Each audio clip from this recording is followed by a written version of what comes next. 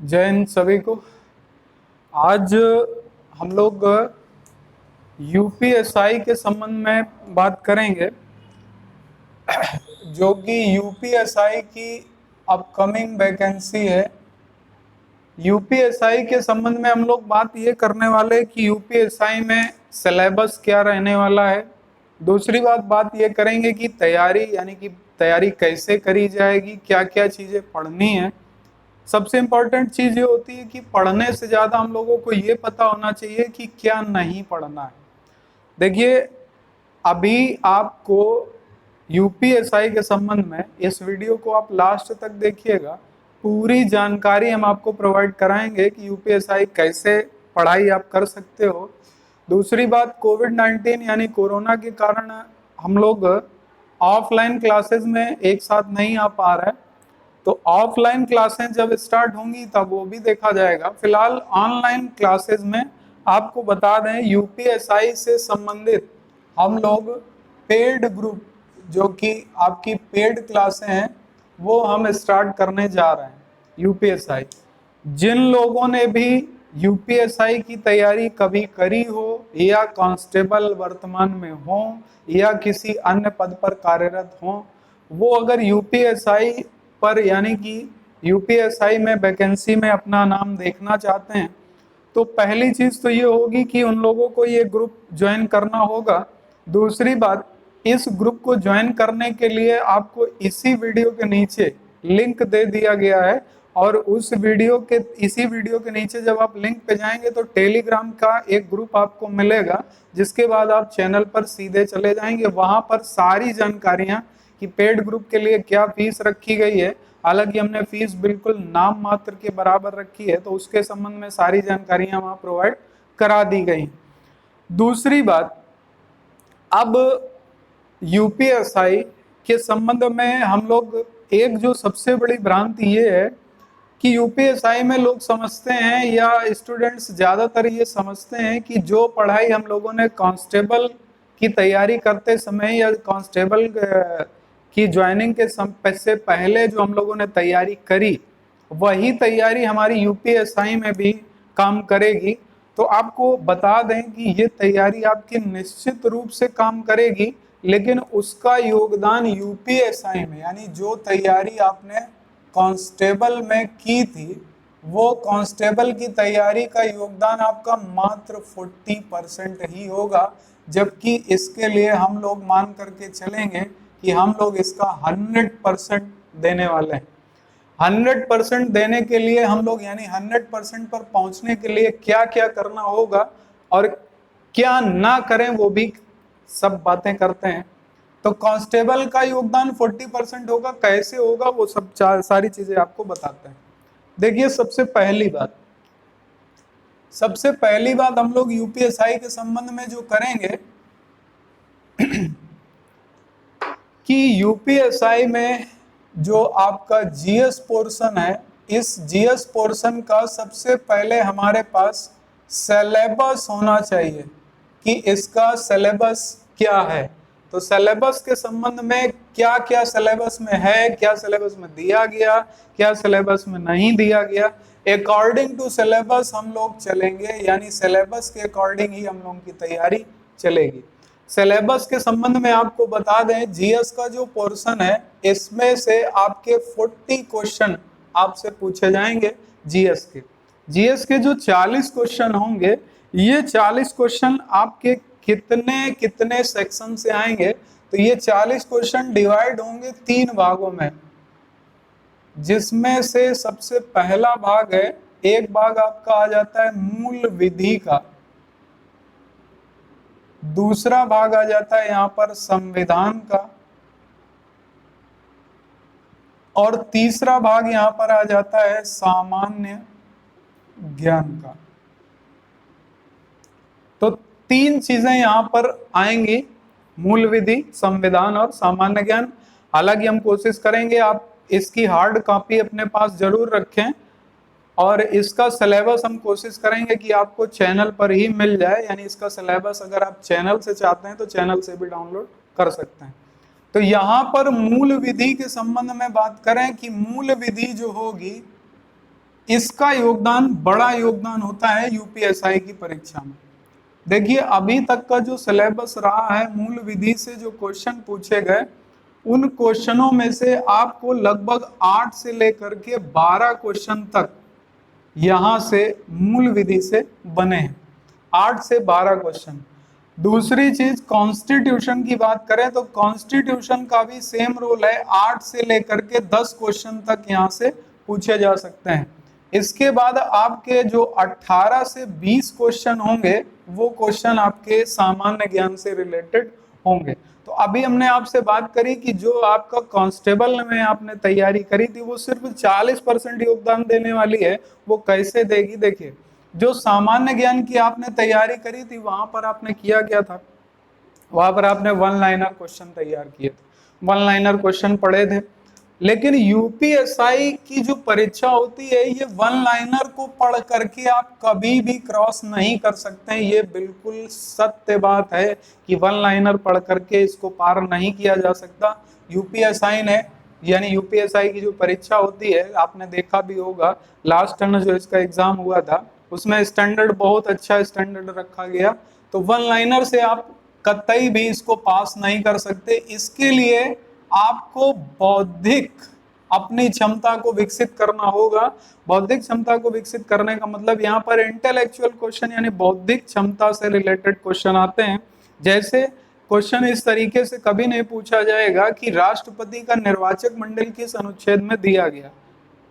ये क्वेश्चन आना कोई बड़ी बात नहीं, आ भी सकता है, लेकिन यहाँ पर मोस्टली ज्यादातर क्वेश्चन आपसे ये पूछ लिया जाएगा कि राष्ट्रपति के निर्वाचक मंडल की प्रक्रिया के संबंध में निम्नलिखित में से कौन सा कथन सही नहीं है। 4 ऑप्शन होंगे और उसमें क्वेश्चन दे दिया जाएगा 1 2 1 2 3 1 2 3 4।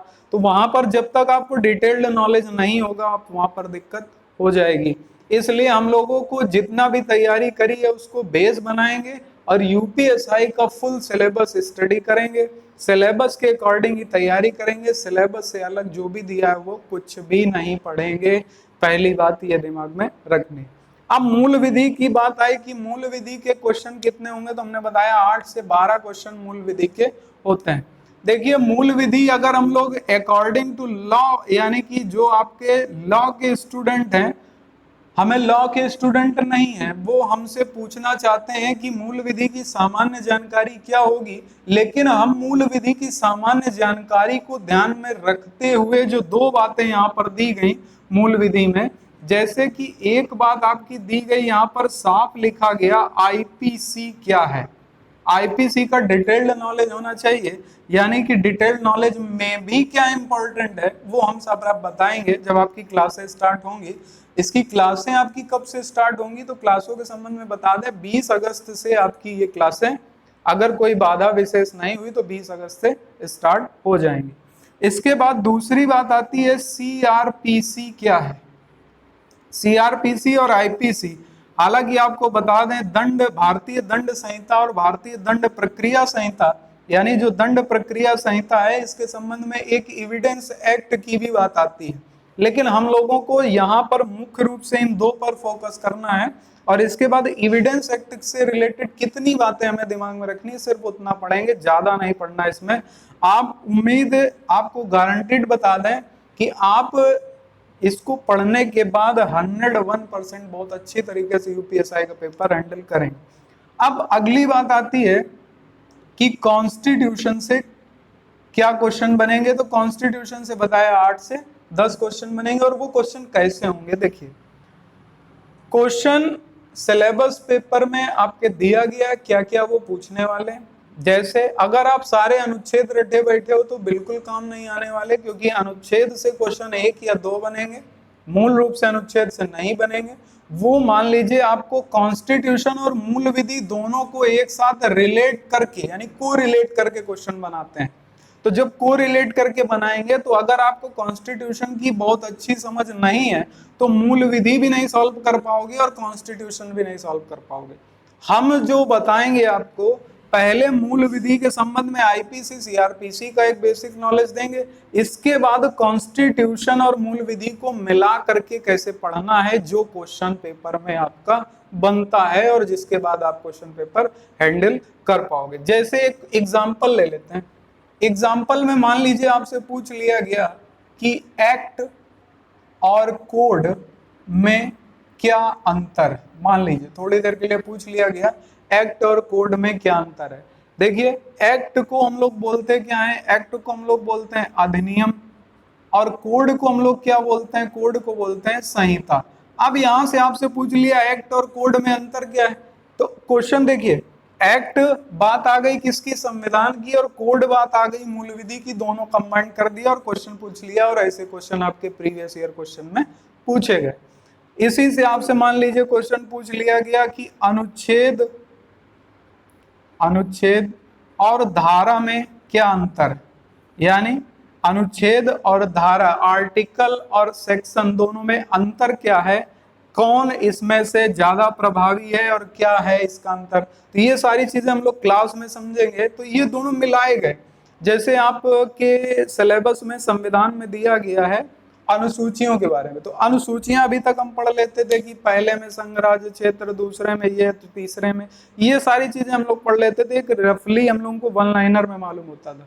लेकिन अब अनुसूचियों का हमें ये पता करना है कि यहाँ से क्वेश्चन कौन सी अनुसूची से ज्यादा बनता है। जैसे नवी अनुसूची आपकी दी गई भूमि सुधार से संबंधित है, और सिलेबस में आपके साफ इंडिकेटिव लिखा हुआ है भूमि सुधार, भूमि अधिग्रहण अधिनियम, भूमि सुधार से संबंधित। इसी में आपका रिलेट कर जाता है। जैसे आपसे पूछ लिया जाएगा स्थानीय शासन के संबंध में, इसके बाद आपकी जैसे क्वेश्चन पूछ लिया जाते हैं कि लोक सेवाएं क्या है। तो अभी तक आप अनुच्छेद सिर्फ रटते थे, अब आपको ये देखना होगा कि ये लोक सेवाएं क्या है, कौन कौन इनको नियुक्त करता है, क्या इसका प्रोसीजर है। तो इन सारी चीजों को हम लोग डिटेल्ड समझेंगे अपनी क्लास में। तो यहाँ से संविधान और इसको मिला दें अगर, तो आप ये निश्चित मान लीजिएगा 20 से 22 क्वेश्चन तक यहाँ से बनता है। और जो यहाँ पर सामान्य ज्ञान का क्वेश्चन है ये कभी कभी 18 और कभी कभी 20 के आसपास होता है। इसमें ज्यादातर इसमें आप लोग पहले से पढ़े हुए होते हो या हमारी क्लासें आपने ऑफलाइन पढ़ी होंगी, तो उसमें आप लोगों ने ये सारी चीजें पढ़ रखी होंगी। अगर नहीं भी पढ़ी हैं तो पहले हम लोग मूल विधि को, संविधान को पढ़ेंगे, इसके बाद हमने बताया कोरिलेट कर देंगे, जल्दी से जल्दी इसको ज्वाइन करना है और खत्म करेंगे।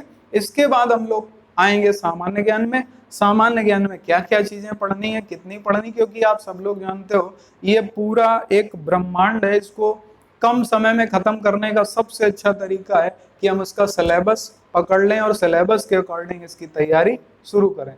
अब यहाँ से बात आती है, जैसे मूल विधि में आपकी दंड संहिता, पर्यावरण संरक्षण अधिनियम क्या था, मानवाधिकार आयोग अधिनियम क्या था, इसके बाद मानवाधिकार, इसके बाद महिला तथा यौन उत्पीड़न, बच्चों से संबंधित। इसके बाद जैसे आपसे पूछ लिया जाए कि आईपीसी की इस धारा में मान लीजिए किसी ने आत्महत्या का प्रयास किया तो वो किस धारा में दिया गया।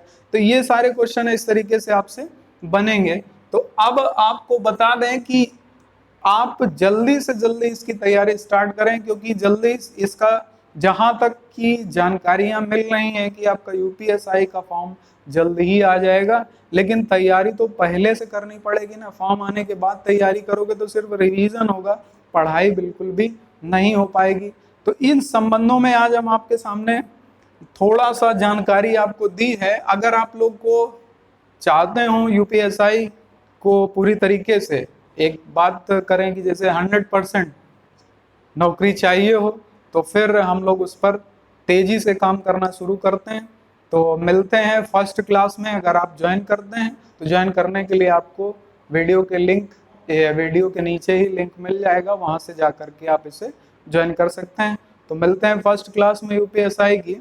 तब तक के लिए सभी को जय हिंद, वंदे मातरम।